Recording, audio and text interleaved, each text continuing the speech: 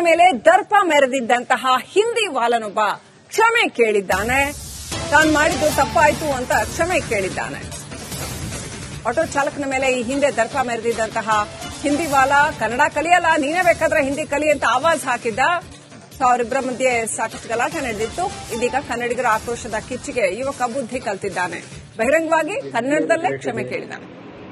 ಮತ್ತು first of all ನನ್ನ state ನಲ್ಲಿ ಇರುವ ಎಲ್ಲ ಕನ್ನಡಿಗರು ಹತ್ರ ಕ್ಷಮೆ ಯಾಚಿಸ್ತೀನಿ.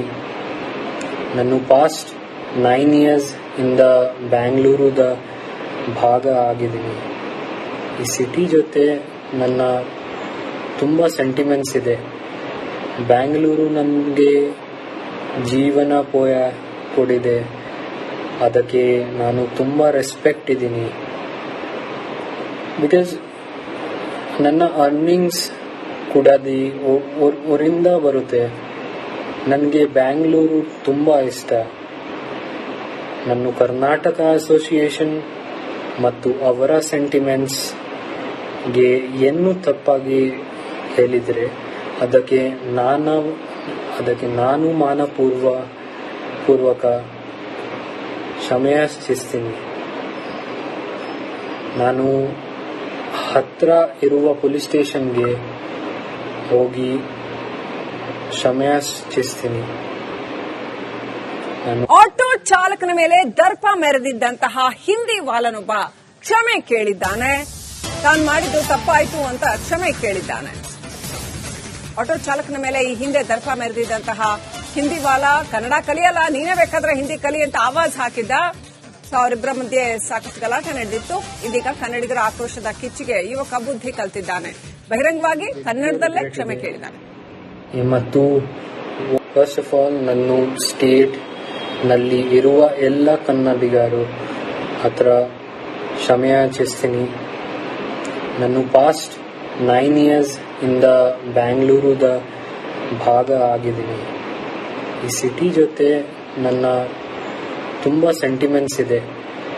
ಬ್ಯಾಂಗ್ಳೂರು ನನಗೆ ಜೀವನ ಕೊಡಿದೆ.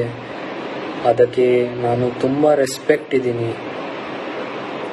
ಬಿಕಾಸ್ ನನ್ನ ಅರ್ನಿಂಗ್ಸ್ ಕೂಡ ಊರಿಂದ ಬರುತ್ತೆ.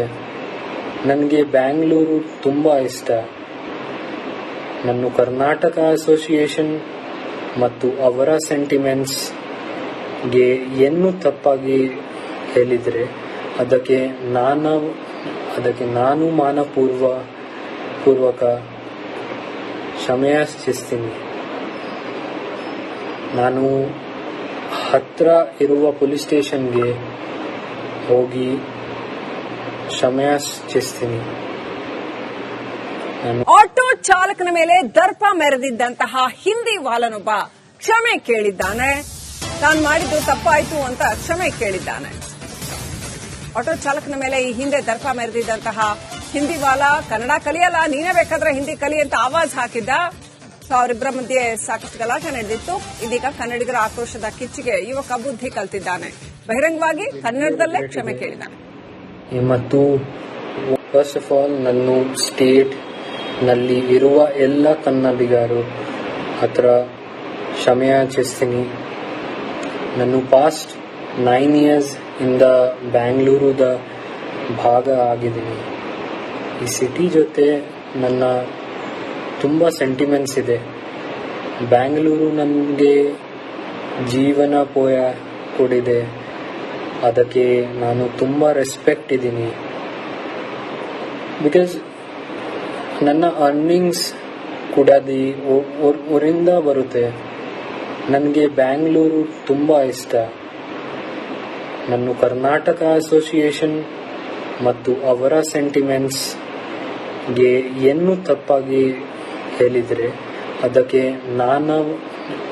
ನಾನು ಮಾನಪೂರ್ವಕ ಕ್ಷಮೆ ಯಾಚಿಸ್ತೀನಿ.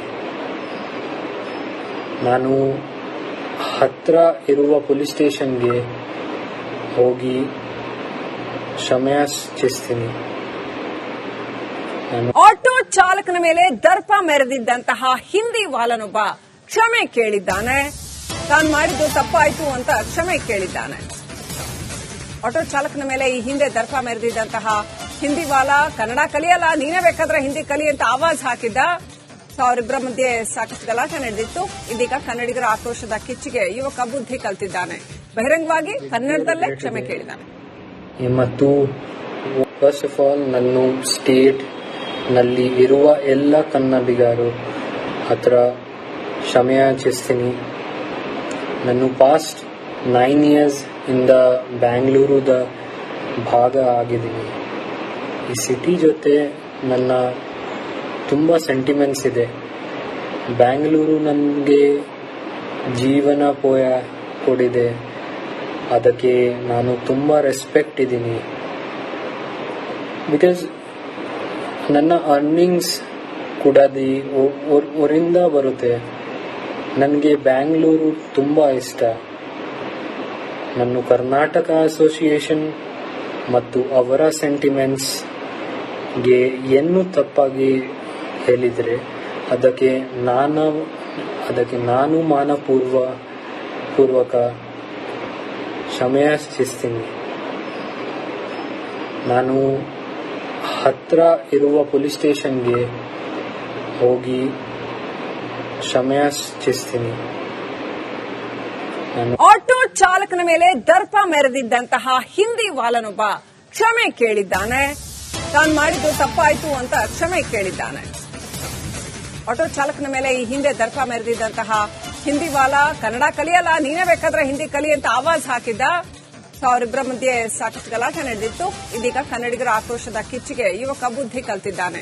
ಬಹಿರಂಗವಾಗಿ ಕನ್ನಡದಲ್ಲೇ ಕ್ಷಮೆ ಕೇಳಿದ್ದಾನೆ.